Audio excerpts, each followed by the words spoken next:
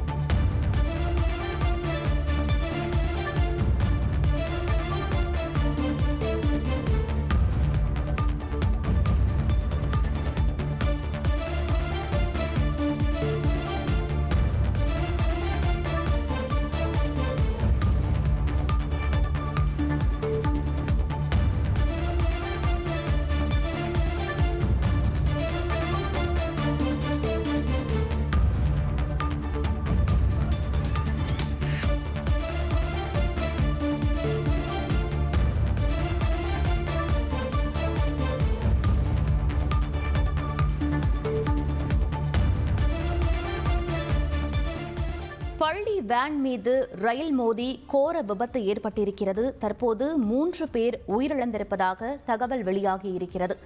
கடலூர் செம்மங்குப்பம் அருகே தனியார் பள்ளி வேன் மீது ரயில் மோதி விபத்து நேரிட்டிருக்கிறது. தற்போது 3 பேர் உயிரிழந்திருப்பதாக முதற்கட்ட தகவல் வெளியாகியிருக்கிறது. மேலும் படுகாயமடைந்த பள்ளி மாணவர்கள் தற்போது மருத்துவமனையில் சிகிச்சைக்காக அனுமதிக்கப்பட்டிருப்பதாக தகவல் வெளியாகியிருக்கிறது. கடலூரிலிருந்து மயிலாடுதுறை சென்ற பயணிகள் ரயில் பள்ளி வேன் மீது மோதியதாக தகவல் வெளியாகியிருக்கிறது. கூடுதல் விவரங்களை எமது செய்தியாளர் தேவநாதன் வழங்க கேட்கலாம். வணக்கம் தேவநாதன், கள தகவல்கள் என்ன பதிவு பண்ணுங்க. கடலூர் சிப்காட் அருகே உள்ளது செம்மங்குப்பம். இந்த பகுதியில ஒரு ரயில்வே கேட் இருக்கு. இந்த ரயில்வே கேட் வழியாக பார்த்தோம் அப்படின்னா கடலூரில் இருந்து சிதம்பரம் வழியாக செல்லும் அனைத்து ரயில்களும் செல்லும். இன்று காலையில கடலூர் அருகே உள்ள தனியார் பள்ளி கிருஷ்ணசாமி என்ற ஒரு தனியார் பள்ளியுடைய வேன் வந்திருக்கு. இந்த வேன் காலையில இந்த பகுதியில் இருக்கிற மாணவ மாணவிகளை பள்ளிக்கு அழைத்து செல்லும் பணியில ஈடுபடுறது வழக்கம். இன்னைக்கும் வழக்கம் போல அந்த செம்மங்குப்பம் பகுதியில இந்த வேன் வருது, கேட்டு திறந்திருக்கு. அதன் காரணமாக அந்த பகுதியில் அந்த வேன் ரயில்வே கேட்டை கிராஸ் செய்யும் போது, அதை கடக்க முற்பட்ட போது அதிவேகமாக கடலூரில் இருந்து சிதம்பரம் நோக்கி சென்று கொண்டிருந்த ரயில் பயணிகள் ரயில் மோதியது. இதுல அந்த வேன் கிட்டத்தட்ட 50 மீட்டர் தூரத்திற்கு இழுத்து செல்லப்பட்டு சுக்குநூறாக உடைந்தது. இந்த வேன்ல பார்த்தோம் அப்படின்னா 5 பள்ளி மாணவர்கள், ஓட்டுநர் மற்றும் ஒரு உதவியாளர் இருந்திருக்காங்க. இந்த நிலையில தான் அந்த வேன் தூக்கி வீசப்பட்டதுல பள்ளி மாணவர்கள் மற்றும் ஓட்டுநர் உட்பட 3 பேர் உயிரிழந்ததா முதற்கட்ட தகவல் தெரிவிக்கப்படுகிறது. இருந்தாலும் தற்போது கடலூர் மாவட்ட காவல் கண்காணிப்பாளர் இந்த சம்பவ இடத்துல ஆய்வு மேற்கொண்டு இருக்காரு. மேலும் அந்த கேட் கீப்பர் பார்த்தோம் அப்படின்னா அந்த அவருடைய அறையில தூங்கி கொண்டிருந்த நிலையில இருந்ததா பகுதி மக்கள் குற்றம் சாட்டுறாங்க. அதாவது ரயில் விபத்துக்குள்ளான பிறகு அந்த அவருடைய அறையில போய் பார்க்கும்போது அவர் தூங்கிட்டு இருந்தாரு. மேலும் மொழி தெரியாத வட இந்தியரை இதுல நியமிச்சிருக்காங்கன்னு சொல்லி ஒரு குற்றச்சாட்டை முன்வைக்கிறாங்க. அவர் எதனால கேட் போடலன்றது கூட அவர்கிட்ட விசாரிக்க முடியாத ஒரு நிலையில இருக்குது.